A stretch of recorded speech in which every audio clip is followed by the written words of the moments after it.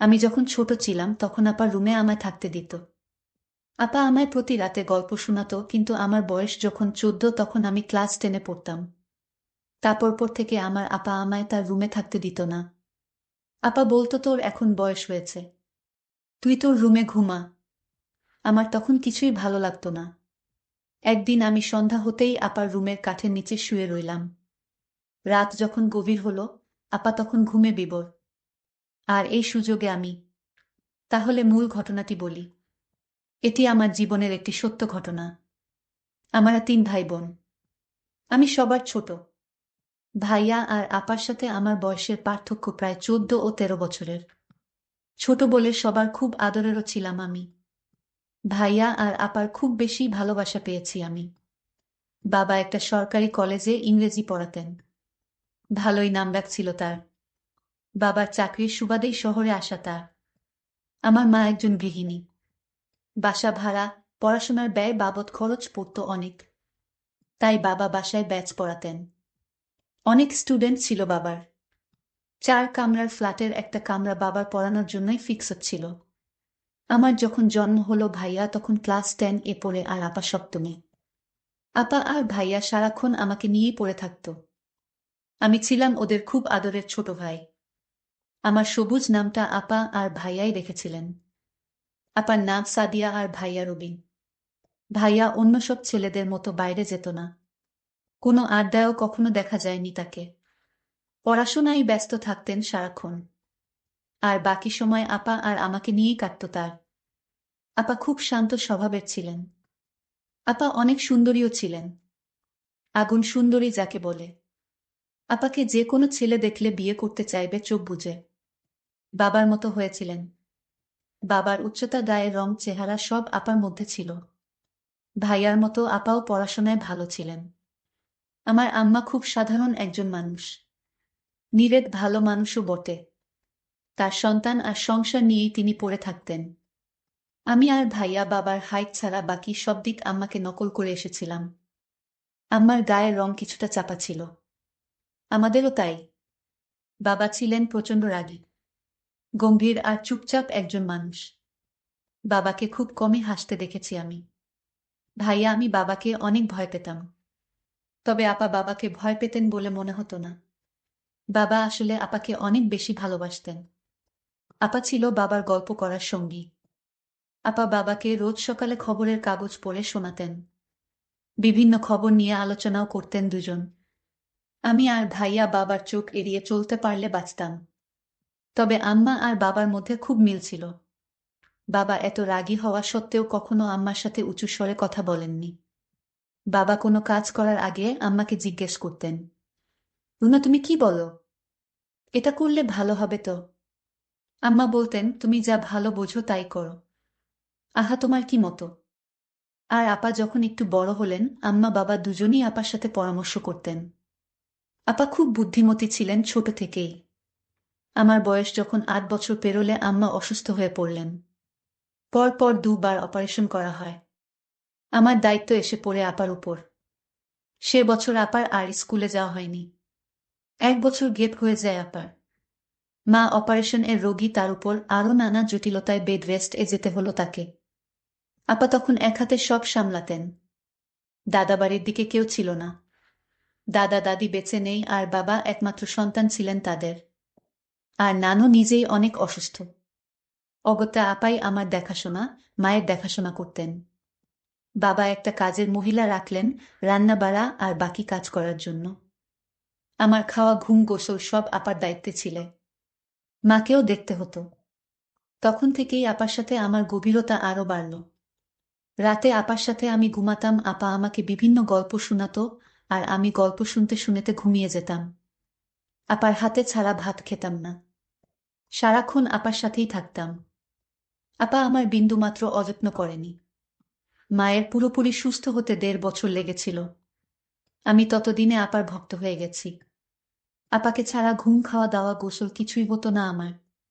মা সুস্থ হওয়ার পরও আমি আর মায়ের সাথে ঘুমাতে যাইনি। আপা স্কুলে চলে গেলে বারান্দায় দাঁড়িয়ে থাকতাম। কখন আপা আসবে সে অপেক্ষায়। মা আমাকে গোসলের জন্য নিতে পারতেন না। মায়ের হাতে খেতামও না। মাঝে মাঝে ভাইয়া বুঝিয়ে খাওয়াতেন। মায়ের অসুস্থতা মায়ের সাথে আমার দূরত্ব বাড়িয়ে দিয়েছিল অনেকটা। আপাও আমাকে ছাড়া বেশিক্ষণ থাকতে পারতেন না। স্কুল ছাড়া কোথাও যেতেনও না। আমাকে ছাড়া আপা কোনোদিন খেত না। আমি না ঘুমালে আপাও ঘুমাতো না। আমার মাথার চুলগুলো ছোটবেলা থেকেই সুন্দর ছিল। আপা খুব যত্ন করতেন আমার চুলের। আমাকে খাওয়ানো শেষ করে তবে আপা খেতেন। আপা তার হাত খরচ আর টিফিনের টাকা জমিয়ে রাখতেন। সে টাকা দিয়ে আমার জন্য জিনিসপত্র কিনতেন। আপা নিজে সাজতেন না কখনো, কিন্তু আমাকে সাজাতেন। আমি খুব চঞ্চল ছিলাম। সারাক্ষণ ছুটাছুটি করতাম। জিনিসপত্র নষ্ট করতাম। আপার জন্য আমাকে কেউ কিছু বলতেও পারত না। আপা পাশে না থাকলে ঘুমাতাম না বলে আপা আমাকে ঘুম পাড়িয়ে রাত জেগে পড়তেন। আমাকে আপা রোজ একটা করে গল্প বলতেন। বলতেই হতো। তা না হলে জেদ ধরতাম ঘুমাবো না। আপার কাছে রোজ আবদার করতাম যতীন্দ্রমোহন বাগচির কাজলা দিদি কবিতা শোনানোর জন্য। কেন জানি খুব ভালো লাগতো। আবার কষ্ট হতো। বাবাকে ভয়টা খুব বেশিই পেতাম। বাবা যখন ছাত্রদের পড়াতেন তখন দরজার পাশে গিয়ে দাঁড়িয়ে থাকতাম। কখনো বাবার সাথে চোখাচোখি হয়ে গেলে দিতাম ভু করে দৌড়। পড়াশোনার হাতেখড়ি আপার হাতেই। একটু যখন বড় হলাম, স্কুলে ভর্তি হলাম, বাবা মাঝে মাঝে বলতেন তার কাছে বই খাতা নিয়ে যেতে। বাবা তার কাছে যেতে বললেই পেটে ব্যথার অজুহাতে শুয়ে থাকতাম। সেটাতে অনেক সময় কাজ হতো না। বাবা যখন পড়া ধরতেন আমার জানা পড়াগুলোও ভুলে যেতাম। আর ভ্যা ভ্যা করে কেঁদে দিতাম। আপা ছুটে এসে বাবাকে বলতেন, তুমি আবার ওকে বকেছ? বাবা বলতেন, আমি তো কিছুই বলিনি, ও এমনিতেই কাঁদছে। আপা আমাকে সেখান থেকে উঠিয়ে নিয়ে যেতেন আর বাবাকে বলতেন, থাক, তোমার আর ওকে পড়িয়ে কাজ নেই। যেদিন উক্ত ঘটনা ঘটত সেদিন রাতে আর ডাইনিং টেবিলে খেতে যেতাম না। ঘুমের ভান ধরে শুয়ে থাকতাম। আপা তখন রুমে এসে আমাকে শুনিয়ে শুনিয়ে বলতেন, আজকে ডাইনি বুড়ির নতুন একটা গল্প বলবো ভেবেছিলাম। কি আর করা, সবুজ তো ঘুমিয়ে গেছে। আমি তৎক্ষণাৎ উঠে বসে বলতাম, আপা বলো গল্পটা। আমি ঘুমাইনি। আমার কাণ্ড দেখে আপা হেসে গড়াগড়ি খেতেন। বাবা বা আম্মা কেউই কখনো আপার কথার বাইরে যায়নি। বাবা দেখতাম সব সিদ্ধান্ত নেওয়ার আগে আপার সাথে আলোচনা করতেন। আম্মাও তাই। আমি মোটেও আপা আর ভাইয়ার মতো হইনি। পড়াশোনার কাজ দিয়েও যেতাম না। সারাক্ষণ দুষ্টুমিতে ব্যস্ত ছিলাম। আপা টুকটাক পড়াতেন। একটু পরেই উঠে যেতাম। বই ছিঁড়ে কুটি কুটি করা ছিল আমার একটা অভ্যাস। পড়ার চেয়ে বেশি বইই ছিঁড়েছি আমি। ভাইয়া ততদিনে মেডিকেল এ চান্স পেয়ে চলে গেছেন অন্য শহরে। আপা বাবার কলেজেই পড়তেন। আমাদের বাসা থেকে খুব একটা দূরে ছিল না কলেজ। আমি বিকেলে বন্ধুদের সাথে গল্প করে বাড়িতে এসে দেখলাম, আপা, আম্মা, বাবা সবাই চুপচাপ। বাবা প্রচণ্ড রেগে আছেন, বোঝাই যাচ্ছে। আম্মা বারবার আঁচলে চোখ মুছছেন। আপাকে আস্তে করে জিজ্ঞেস করলাম, কি হয়েছে আপা? আম্মা কাঁদছেন কেন? আপা বললেন, তুই হাত মুখ ধুয়ে পড়তে বস। বড়দের কথার মধ্যে থাকতে হয় না বলেছি না। যা তুই। আপা, আসছি। আপার কথা মতো রুমে চলে আসি। তবে একটু পর পর উকি দিচ্ছিলাম কি হয়েছে জানার জন্য। বুঝলাম না কিছুই। শুধু বাবাকে বলতে শুনলাম, এ বাসায় ওর নাম আর তুলবে না। ওর সাথে কেউ যোগাযোগ রাখবে না। ও যেন এদিকের পথও না মারায়। বাবা কার কথা বলেছেন বুঝতে পারিনি। তবে এরপর থেকে দেখতাম ভাইয়া আর আসতেন না। আম্মা আর আপা বাবাকে লুকিয়ে ভাইয়ার সাথে কথা বলতেন। আমাকে নিষেধ করতেন ভাইয়ার সাথে কথা হয়েছে সেটা বাবাকে না বলার জন্য। আপার কথা আমি অক্ষরে অক্ষরে পালন করতাম। আমি ধীরে ধীরে বড় হতে লাগলাম, এখন আমি ক্লাস 9-এ পড়ি। আমি আপাকে বলতাম, আপা তুমি আজ আমাকে গোসল করিয়ে দাও। আপা বলল, দেখ সবুজ, তুই এখন বড় হয়েছিস, এখন তুই নিজেই গোসল করতে পারবি। যা, তুই গোসলটা সেরে আয়, আমি তোর জন্য খাবারের ব্যবস্থা করছি। আপার কথা শুনে আমার খুব খারাপ লাগলো। আমি বলেছি, আপা আমি গোসল করব না, ভাতও খাইব না। আপা বলছিল, কেন, কি হয়েছে? তুমি জানো না কি হয়েছে, ইদানিং দেখছি তুমি আমায় আগের মতো স্নেহ করো না। গোসল করিয়ে তারপর আমাকে নিয়ে ভাত খেতে বসতা। আর এখন কিছুই করো না। আমাকে তুমি দিন দিন দূরে ঠেলে দিচ্ছ কেন আপা? আমার যে তোমায় ছাড়া কিছুই ভালো লাগে না। আপা বলল, তুই বড় হয়েছিস, এখন তুই নিজে নিজে সব শিখে নে। 2 দিন পর তো আমি বাড়ি চলে গেলে তখন তোর গোসল খাওয়া দাওয়া তোর করতে হবে।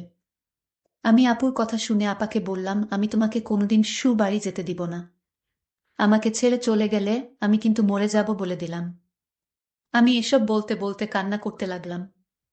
আপা বলল, ঠিক আছে, কান্না করিস না, চল তোকে গোসল করিয়ে দেই।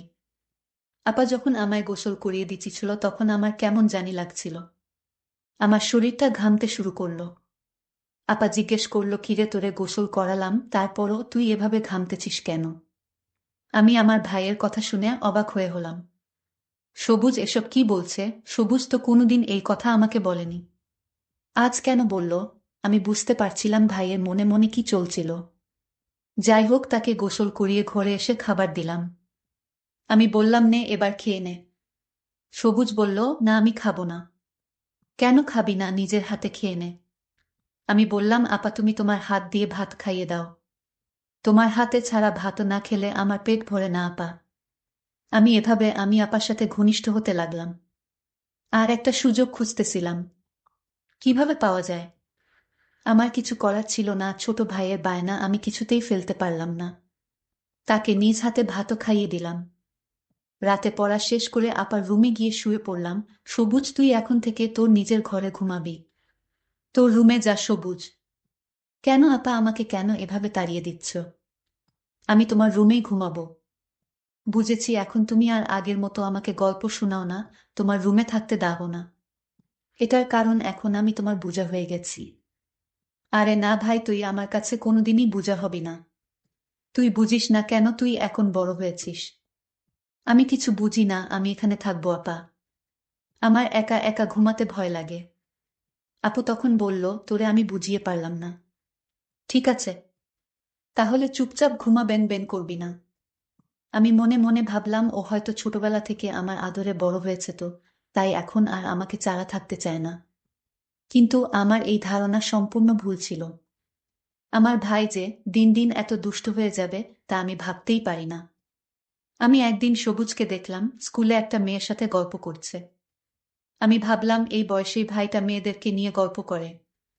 সবুজ যখন বাড়িতে ফিরল, আমি তাকে জিজ্ঞেস করলাম, তুই মেয়েদের সাথে গল্প করিস কেন? সে বলল, আপা আমি একটা অঙ্ক বুঝি নাই, আর তাই আমার বান্ধবীদের কাছ থেকে অঙ্কটা বুঝে নিলাম। সবুজ আমার সাথে কতটা মিথ্যা বলেছে। আমি আজ তাকে বললাম, সবুজ আজ থেকে আমার রুমে তোর থাকা বন্ধ। কারণ ইদানিং দেখছি তুই কেমন জানি হয়ে গেছিস। তোর নজর ভালো না। আমার রুমে থাকতে পারবি না। তখন সে আমার সাথে রাগ দেখিয়ে বলল, ঠিক আছে ঠিক আছে, আমি তোমার রুমে আর থাকবো না আমি। কিন্তু সবুজ তা মুখেই রাগ দেখিয়ে বলেছিল, কিন্তু রাতে সে আমি শোয়ার আগেই কাঠের তলে লুকিয়ে পড়ল। এটা আমি কিছুতেই জানতাম না। আমি সবুজকে খুঁজতে লাগলাম, সবুজ তুই কই গেলি? সবুজের রুমে গিয়ে দেখলাম সবুজ নেই। সবুজ তো আমার ঘরের কাঠের নিচে শুয়ে রইল। তা আমি দেখিনি। আমি মাকে জিজ্ঞেস করলাম, মা সবুজ কোথায়? মা বলল, সবুজ তো আজ তো বলে গেল তোর ফুফুর বাড়িতে যাবে, আজ আসবে না। আমি মনে করলাম সবুজ কি আমার সাথে রাগ করে চলে গেল। কিন্তু বন্ধুরা, সবুজ যায়নি। সবুজ আমার রুমে কাঠের নিচে শুয়ে আছে। কেন শুয়ে রইল তা জানতে পারবেন, এবং আমার সাথে কি করতে চায়। মার কথা শুনে আমি ভাবলাম হয়তো সবুজ তার ফুফুর বাসায় চলে গেছে, আর তাই আমিও নিশ্চিন্তে ঘুমিয়ে পড়লাম। আমি যখন ঘুমিয়ে পড়লাম তখন সবুজ কাঠের তল থেকে ধীরে ধীরে আমার কাঠে বসল। সবুজ দেখল আমি ঘুমে বিভোর হয়ে রয়েছি। সবুজ তখন ধীরে ধীরে আমার কাঠে বসল, তারপর আমার পাশে শুয়ে পড়ল। ঠিক তখনই সুকেশের উপর থেকে বিড়াল লাফ দিয়ে টেবিলে পড়তেই একটা শব্দ হলো। শব্দটা শুনে আপা লাফ দিয়ে উঠে এবং ভয় পেয়ে যায়। তখন দেখল আমি তার কাঠে শোয়া অবস্থায় সবুজ ঘুমের ভার করে শুয়ে রইল। আমি তখন সবুজকে বললাম, এ সবুজ, তুই আমার রুমে কি করে এলি? আমি তো দরজা লক করে ঘুমিয়েছিলাম। তাহলে তুই এখানে কি করে আসলি? আমার তো মাথায় কাজ করছে না। সবুজের উদ্দেশ্যটা কি আমি তা খুঁজে বের করার জন্য। আমি সবুজকে বললাম, তুই আমার রুমে কি করে আসলি? সে তখন বলল, আপা তুমি যখন বলেছিলে আজ থেকে আর আমাকে তোমার রুমে থাকতে দিবে না, তখন আমি বুদ্ধি করে আমি তোমার কাঠের নিচে আগে থেকেই শুয়েছিলাম। কারণ তোমার রুম আমায় জাদু করে ফেলেছে। তোমার এই রুমটা ছাড়া আমার ঘুম আসে না। এসব বাজে কথা রেখে যা ঘুমাতে, যা তোর রুমে। আমি বললাম ঠিক আছে। আমার আপার প্রতি এক অন্যরকম অনুভূতির সৃষ্টি হলো। আপাকে চাই। পরের দিন আমি ভাবলাম আজ আমার যে করে হোক আপার রুমে থাকতেই হবে। আর আমার হিসাবটা সেরে নিতে হবে। আমি আজ সন্ধ্যা হতেই আপার রুমে আগে থেকেই আলমারির পিছনে লুকিয়ে পড়লাম। কারণ এখন আর আপা আমায় তার রুমে থাকতে দেয় না। বলে আমি নাকি বড় হয়ে গেছে তাই। আপা তখন খাওয়া দাওয়া শেষ করে আপার রুমে ঘুমাতে এলো। রাত যখন গভীর হলো, আপা যখন ঘুমিয়ে পড়ল, আমি আলমারির পিছন থেকে আস্তে করে বেরিয়ে আসলাম। আমি ধীরে ধীরে আপুর কাছে গিয়ে শুয়ে পড়লাম। আপু তখন গভীর ঘুম ঘুমাচ্ছে। এর মধ্যেই হঠাৎ আমি লক্ষ্য করলাম রুমে জানালা দিয়ে একটি ছেলে পিস্তল হাতে নিয়ে জানালাটা এক ধাক্কায় ভেঙে দিল। তার হাতে এত শক্তি ছিল। আমি তখন ঘুমের ভান করে শুয়েছিলাম আপুর পাশে। ছেলেটি এসেই আপুকে আঘাত করবে এই মুহূর্তেই আমি তার পিস্তলটা হাতে ধরে ফেলি। তখন ছেলেটি আমায় এক ধাক্কা মারল। আমি আপার উপরে পড়ে গেলাম। আপা তখন জেগে গেল। ছেলেটি আমাকে তুলে একটা থাপ্পড় মেরে দেয়ালে ফেলে দিল। আমি তখন একটা পাথরের বল দিয়ে ছেলেটি মাথায় আঘাত করলাম। ছেলেটি তখন দৌড়ে পালিয়ে গেল। ছেলেটি আপার ক্ষতি করতে চেয়েছিল, কিন্তু ভাই হিসেবে আমি আপাকে ছেলেটির হাত থেকে রক্ষা করলাম। আমি মাথায় একটু আঘাত পেলাম। আপা তখন বলল, এটা কেমন করে হলো? আর তুই আজও আমার রুমে? আপা তুমি আমাকে অযথা সন্দেহ করছো। আমি তোমার ঘরে কেন থাকতে চাইতাম জানো? তোমাকে পাহারা দেওয়ার জন্য। আর তুমি আমায় ভুল বুঝতে, কিন্তু আমি জানতাম তোমার উপর এমন হামলা হবে। আর তাই তোমাকে রক্ষা করতে তুমি জায়গা না দেওয়া সত্ত্বেও আমি লুকিয়ে তোমার রুমে থাকতাম। তার একটাই কারণ, আমি তোমার ক্ষতি হতে দিব না। তোমার যদি আজ কিছু একটা হয়ে যেত তাহলে আমিও মরে যেতাম। কারণ মায়ের আদর দিয়ে তুমি আমায় বড় করে তুলেছে। আমি তোমাকে ছাড়া কেমন করে থাকি? আপা তখন আমাকে জড়িয়ে ধরে কান্না শুরু করলো আর বলতে লাগলো, তুই আমায় এত ভালোবাসিস, আজ তোর নিজের জীবন বাজি রেখে নিজের বোনকে বাঁচাইলি। আমি হাও মাও করে কান্না করে বললাম, আপা আমি তোকে কিছুতেই হারাতে দিব না। যেদিন ওই ছেলেটি আমাকে হুমকি দিয়ে বলেছিল তোর বোনকে বিয়ের প্রস্তাব দিয়েছিলাম, আর তাই তোর বোন আমাকে থাপ্পড় মেরেছিল, এর প্রতিশোধ আমি তোর বাড়িতে গিয়েই নিব। আর তখন থেকেই আমি তোমার রুমে থাকতে চেয়েছি, কারণ আমি জানতাম ওই ছেলেটি যে কোনো সময় রুমে এসে তোমার ক্ষতি করতে পারে। আর তাই তোমাকে পাহারা দেওয়ার জন্যই আমি তোমার রুমে তোমার বিনা অনুমতিতে থাকতে চেয়েছি। আপা গর্ব বলল, প্রতিটা ঘরে ঘরে যেন তোর মতো ভাইয়ের জন্ম হয়। বন্ধুরা, আজকের গল্পটি কেমন লাগলো তা অবশ্যই কমেন্ট করে জানাবেন। আর এরকম নতুন নতুন ভিডিও পেতে আমার চ্যানেলটি সাবস্ক্রাইব করে পাশে থাকবেন। ধন্যবাদ।